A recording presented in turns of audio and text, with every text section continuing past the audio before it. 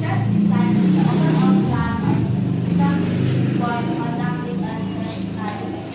Outlines the approach, methods, and procedures to be used to collect and analyze data. And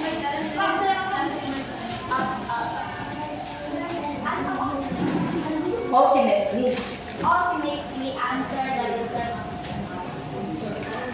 A good research design ensures that the study is conducted in a systematic, objective, and efficient manner. A minimum kind research design is the overall plan or structure of a research study. It tells how study will be done, what approach, methods, and procedures will be used to collect and analyze data. Okay, so definitely when we have that research design, this is the qualitative. Pag sinabing qualitative, tells more on words. Pag quantitative naman, you are dealing with numerical data sa inyong researches. Okay, data collection. Data collection is the process of gathering and measuring information or data relevant to the research question or hypothesis. This can involve various methods surveys, interviews, observations, experiments, citing data, sources, and publications. Morning, ma'am.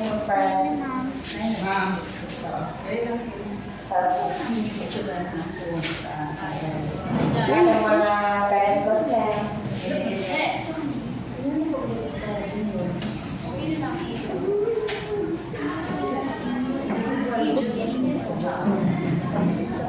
Di ba lang mo bayar? Sa isang yun, tapos, ang tulog isa, ang topic ano, nag-ibig ko. Panto. Isa naman ni siya.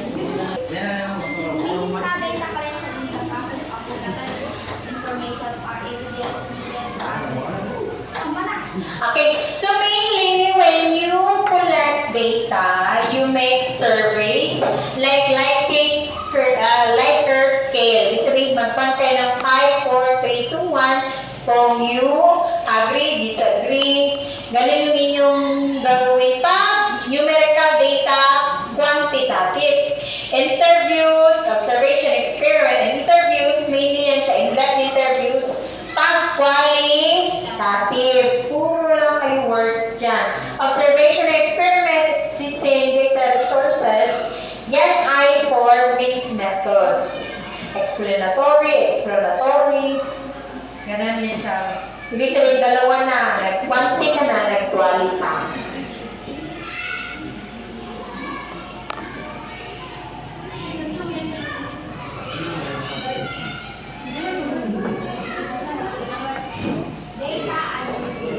Data analysis is the process of examining and interpreting the collected data to extract meaningful insights, patterns, and relationships. This involves reading and organizing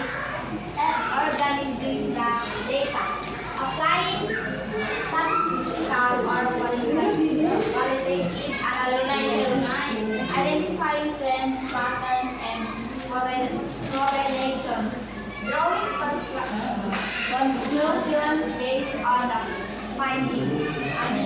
Data analysis is the process of examining, organizing, and interpreting collected data to discover useful information like trends, and relationships.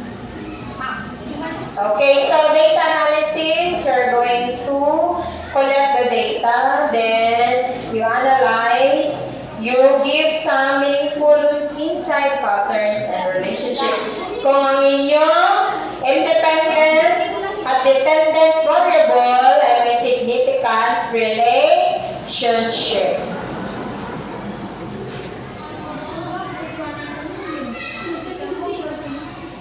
Okay, interpretation.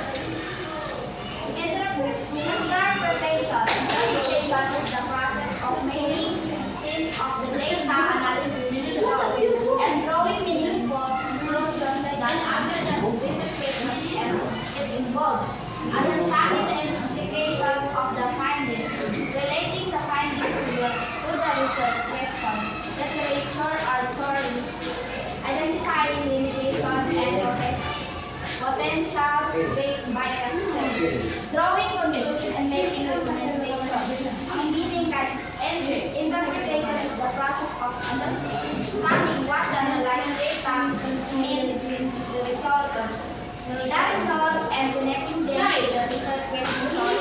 Ma'am, Okay, so pag interpretation, meron na kayong data, then interpret nyo kung anong nangyari sa data ninyo that would answer your research questions.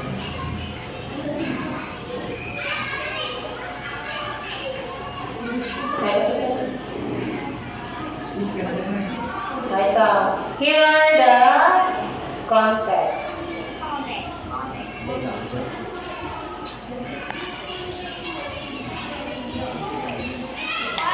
Context refers to the specific circumstances, conditions, or setting in which something exists, occurs, or is based on study. It provides a background or framework for understanding the research problem question or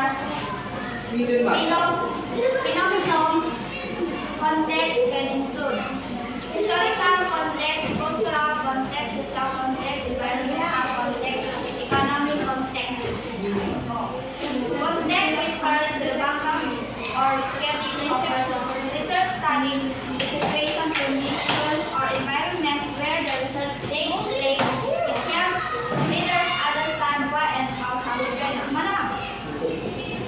Okay, so context, this must be, your studies must be under a historical, social, environmental, and economic.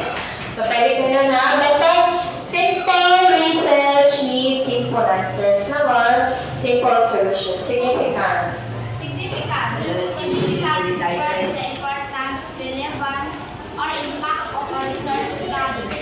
Finding or result is answers the question. So, what or what of this matters contributing to knowledge or knowledge, practical significance, having real-world implications of application, statistical significance, indicating a non-random relationship or effect. Meaning like significance, explain the importance or impact of the study. Okay, so when we have this significance, so why your study matter or what is the importance, bakit siya necessary to conduct? So mainly you should have this theoretical significance wherein it contributes to the body of knowledge or theory and have the practical significance. You need na dapat this problem relate to your real life situation. Dapat meron siyang naka-indicate na non-random relationship or effect. Relevance.